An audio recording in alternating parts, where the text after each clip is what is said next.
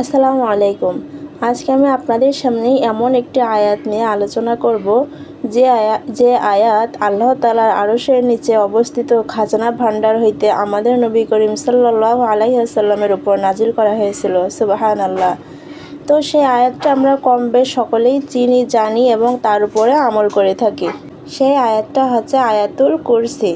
হযরত আলী রাদিয়াল্লাহু তাআলা আনহু বলেন, আমি রাসূলুল্লাহ সাল্লাল্লাহু আলাইহি সাল্লামকে বলতে শুনিয়াছি, যে ব্যক্তি প্রত্যেক নামাজের পরে আয়াতুল কুরসি পাঠ করিবে, তাহার জান্নাতে প্রবেশ করার মধ্যে শুধু মৃত্যু ব্যতীত আর কোনো বাধা থাকবে না। সুবহানাল্লাহ।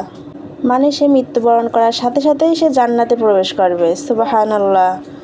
আর যে ব্যক্তি বিছানায় শয়নের সময় বা ঘুমানোর সময় এই আয়াতুল কুরসি পাঠ করবে, আল্লাহ তাআলা তাকে তার ঘর, তার প্রতিবেশীর ঘর, তার আশেপাশে অন্যান্য আরও যে ঘরগুলো আছে প্রত্যেকটা ঘরে নিরাপত্তা দান করবেন। সুবহানাল্লাহ।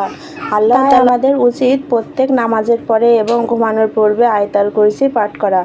আল্লাহ তাআলা আমাদের এই আয়াতের উপরে আমল করার তৌফিক দান করেন এবং এর ফজিলত হাসিল করার তৌফিক দান করেন। আমিন।